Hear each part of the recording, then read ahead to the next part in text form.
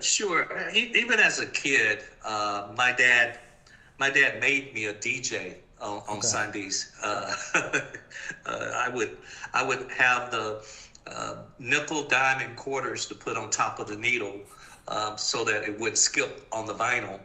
So after doing that, I began to come up with a playlist with my dad because he loved to dance. And that kind of got me really interested and excited. Most people don't know that part of me, but I've always loved music. But what happened is I was in corporate America, and I had given myself 20 years to work in corporate America, and it was time for me to transition out of corporate America. And I had to look and ask myself what was my passion. Mm. And at the same time, a rapper in Houston had asked me to consider managing him. And at the same time, Beyonce's young girl group called Girls Time had lost on Star Search, which is like American Idol. So all of these three things happened at the same time, and it allowed me to really look and think that I would go into the music industry as a manager. And I would use the skills that I learned in corporate America. I went back to school because I believe knowledge is power. I went to every seminar, music seminar I could, building relationships, and that's how I got involved. Absolutely, because those companies were leaders in understanding marketing and branding. Mm. Uh, and when I came over to the music industry, they were in the record industry. I was in branding and endorsement business because I understood brand development and how important that was. I understand without a brand, um, you don't have an identity, and without an identity, you have nothing to market. So yeah, Beyonce is really, to see her today and just being nominated for 9 Grammys and having the opportunity to, at this year's Grammy, the opportunity to be the most successful artist of all times with the number of Grammy wins in the history of the Grammy Association. That's pretty amazing. And to look at Billboard's uh, chart of the decade from 2000 to 2009, you look at that chart. Beyonce was the number one female artist of the decade. Destiny's Child was the number seven artist of the decade, and Destiny's Child was the number two group of the decade. That's really phenomenal. Mm. No, I'm one of those managers that get very involved with the artistic part of Mm. it.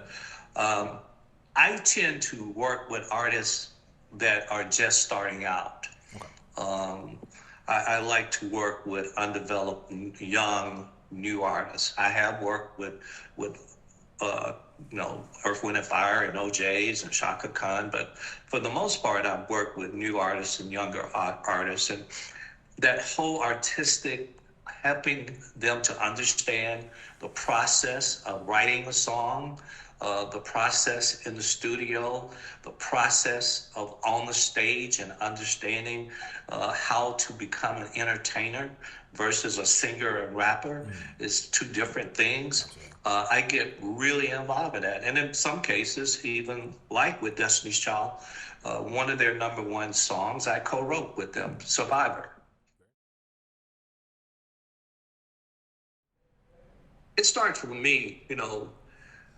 Oftentimes artists, when they want to showcase, they want to do just that. They want to show their ability to perform. I don't first want to see that. I first want them to sit down with me. Mm. At my office, I had a sofa that everybody sat on. We call it the sofa. I would want them to sit on the sofa, and I just wanted to talk to them. Sometimes for an hour, hour and a half, to understand one thing. Are you passionate Mm. about this? Mm. And if I determined in that hour and a half that they were not passionate, I didn't move forward to the showcase. Because it didn't matter if they could sing or rap, if they're not passionate about this. Because passion is that thing that excites you, that gives you the fuel to want to work hard. Because in this business, you can only be successful if you work extremely hard. Practice, practice, practice, practice. 7 days a week. It has to be the priority. And if you don't check all of those boxes, what's the point? I don't want to manage you. I don't care how well you can sing or rap or dance. It's not, because it's going to implode, because it's a hobby. It's a hobby if you're not passionate. A lot of times artists don't really do the work. That is true. Like it's like a field trip for most of us sometimes, but then you find people who actually put in the hours, and you're like, yeah, that's what I should be doing. And you're competing with people that put in the hours. You know, there's a book called Outliers that by Malcolm Gladwell that says to be an expert, you have to put 10,000 hours. Well, Beyonce's been on the stage 10,000 hours. I've been in classrooms and public speaking 10,000 hours. And I asked new artists, how many hours have you done this? And they were like, maybe 50. Well, that's not going to do it. I actually formed, starting out, a gospel label, and Columbia financed it for me. But that's how I got started as a label executive, was really with Michelle Williams and her solo career. Very cool. What were some of the challenges you faced starting out in the executive as a record executive? It was a learning curve. Okay. It's a learning curve because, understanding how a record label operates and understanding all the departments, the marketing department, the publicity department, the sales department, the new media, the promotions department, and interfacing and understanding those departments and what they do, but equally understanding profitability of these projects, the P&Ls of them. That's become really challenging, in understanding distribution around the world. So it was a learning curve for me, all of it. Destiny's Child. Okay, again. You do it again. Very cool.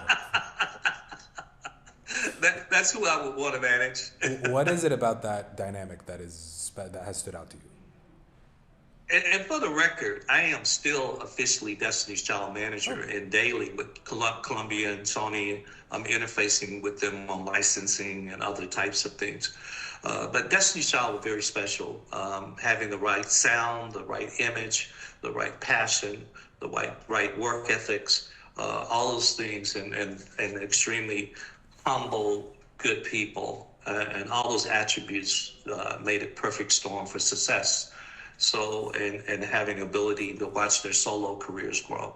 I would love to do that all over again.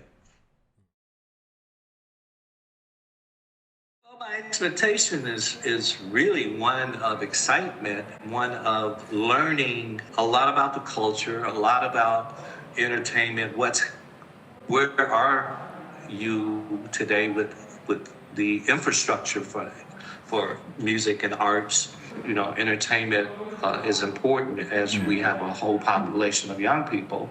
And I think that gives a real opportunity for you to build that infrastructure, but more importantly, develop your sound.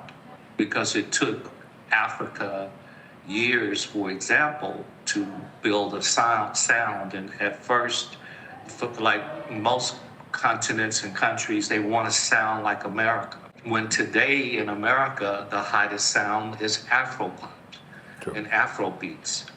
So that's happening here too. Really, yeah, it's real important that you guys establish your own sound.